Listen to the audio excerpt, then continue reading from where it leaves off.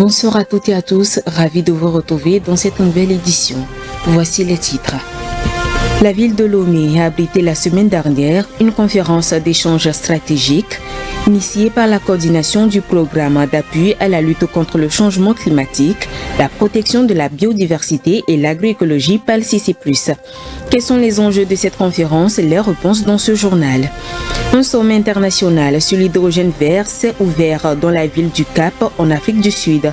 Elle a réuni des ministres et investisseurs de différents pays pour discuter du futur de l'Afrique en matière d'énergie renouvelable.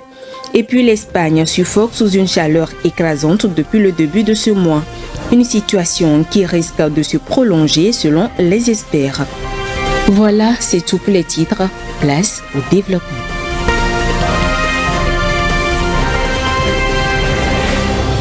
Lancée le 16 juin dernier à Lomé, la conférence stratégique du PALCC+, a rassemblé des entreprises et institutions autour des enjeux climatiques. Pendant 3 jours, ces acteurs ont échangé sur la mise en œuvre des contributions déterminées au niveau national. L'objectif est de faire du secteur privé un levier clé dans la transition écologique. Les détails avec Honoré Kata. La conférence stratégique organisée du 16 au 19 juin 2025 à Lomé par le programme d'appui à la lutte contre le changement climatique à marge de la quinzaine de l'environnement et du développement durable a réuni 28 entreprises togolaises et des représentants de ministères autour des enjeux de durabilité. L'événement a souligné l'importance de l'implication du secteur privé dans la mise en œuvre des contributions déterminées au niveau national, notamment à travers la réduction des émissions, la compensation carbone et l'intégration de la durabilité dans les modèles économiques. Au cœur des enjeux, la gestion des forêts, la protection des aires protégées et les mécanismes d'adaptation climatique avec un focus sur les chaînes d'approvisionnement agricole affectées par le dérèglement climatique. Le coordonnateur du programme d'appui à la lutte contre le changement climatique a mis en avant des modèles inspirants comme ceux de Nestlé ou Microsoft et insisté sur les 3 étapes clés pour les entreprises, à savoir le bilan carbone, la réduction des émissions, puis la compensation. Il a également rappelé que la transparence environnementale est cruciale pour accéder au financement climatique. La conférence est donc achevée par une série de questions sur la biodiversité auxquelles ont participé plus de 50 personnes. L'Université de Lomé a abrité du lundi au vendredi dernier un atelier de formation sur l'accès au financement en matière d'environnement et de climat.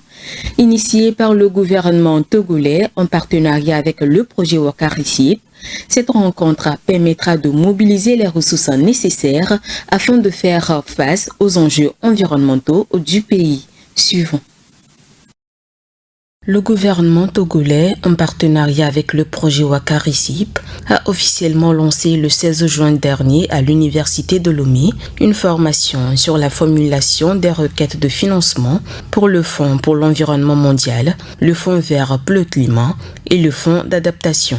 Cet atelier vise à renforcer les compétences des acteurs nationaux dans la formulation de requêtes de qualité et d'encourager une dynamique de collaboration institutionnelle qui est essentielle pour bâtir des propositions cohérentes, innovantes et alignées sur les besoins du pays. Dans son discours inaugural, le professeur Adama Maoulé Godard, président de l'Université de Lomé, a félicité l'université à travers le laboratoire écologique et d'éco-toxicologie, ainsi que son engagement dans la lutte contre les défis environnementaux. Le Togo est confronté à de nombreux problèmes environnementaux, notamment l'érosion côtière, la dégradation des sols, la perte de la biodiversité, les inondations et les sécheresses. Ainsi, le pays s'est engagé dans la lutte contre le changement climatique en adhérant à plusieurs conventions internationales et en adoptant des lois et des plans d'action en faveur de l'environnement. Cependant, la mise en œuvre de ces engagements dépend fortement de l'accès aux financements internationaux, souvent limité par un manque de capacités techniques et humaines pour la formulation de projets conformes aux exigences de financement. De ce fait, la mobilisation stratégique et efficace des financements climatiques est un élément essentiel pour appuyer la mise en œuvre des politiques nationales relatives au changement climatique. Ce programme animé par des experts nationaux et internationaux pose ainsi les jalons d'une meilleure mobilisation de ressources pour faire face aux enjeux environnementaux du Togo. La ville du Cap en Afrique du Sud a accueilli la semaine dernière le premier sommet international sur l'hydrogène vert. Des ministres et des investisseurs venant d'Afrique, d'Asie et d'Europe se sont réunis pour développer des partenariats et des législations dans le secteur des énergies renouvelables. Vous en saurez plus dans cet élément. Produite par l'électrolyse à partir de l'énergie hydrologique, éolienne ou solaire, l'hydrogène vert renferme un énorme potentiel sur le continent africain. Ainsi, l'Afrique du Sud a été le théâtre d'un sommet international sur l'hydrogène vert les jeudis et vendredis derniers. Des experts, des investisseurs et des décideurs ont échangé sur des opportunités et des défis liés à la production et à l'utilisation de l'hydrogène vert en Afrique. Des prises de parole étaient axées sur les stratégies pour développer cette industrie émergente. L'Afrique dispose d'un potentiel énorme pour la production d'hydrogène vert avec des ressources renouvelables abondantes, notamment l'énergie solaire et l'éolienne.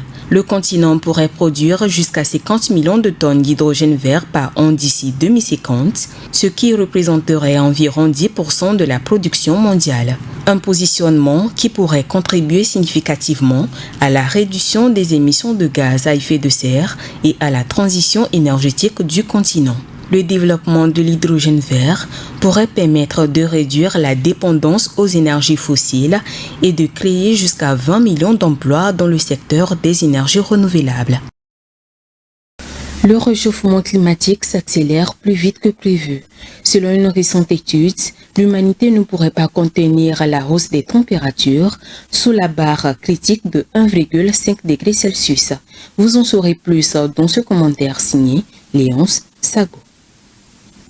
Dans une étude publiée mercredi dans la revue Earth System Science Data, les chercheurs ont alerté que l'humanité ne pourrait pas contenir la hausse des températures sous la barre critique de 1,5 degrés Celsius comme prévu dans l'accord de Paris. Si le rythme des émissions de CO2 reste de 42 milliards de tonnes par an, le budget carbone compatible sera entièrement épuisé d'ici février 2028. D'ici 3 ans, nous aurons épuisé le budget carbone restant, permettant de limiter le réchauffement à 1,5 degré avec au moins 50% de chance. Cela signifie que toute émission supplémentaire réduira cette probabilité en dessous d'une chance sur 2 de maintenir le réchauffement à 1,5 degré.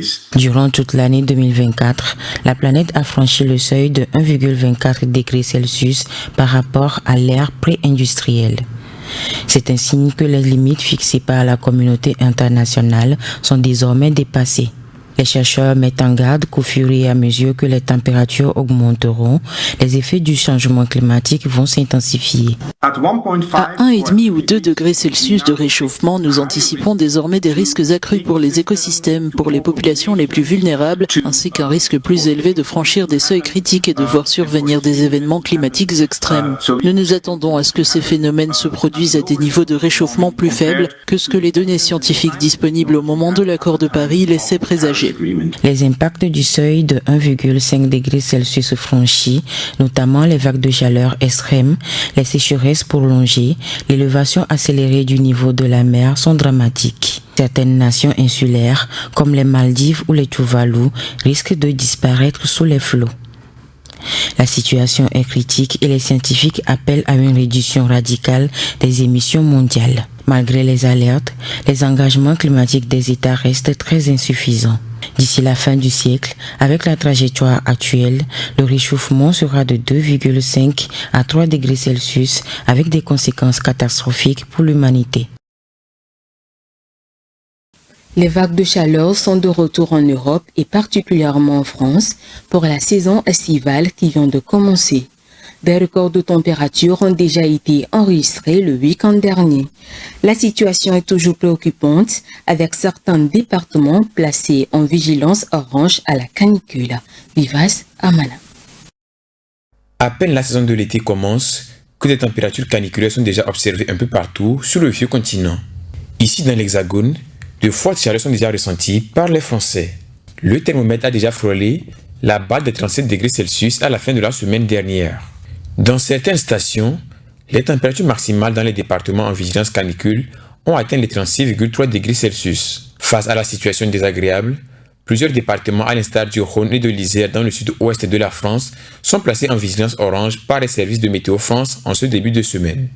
Ces fortes températures entrent dans les habitudes du climat de la France depuis des années pour cause du réchauffement climatique.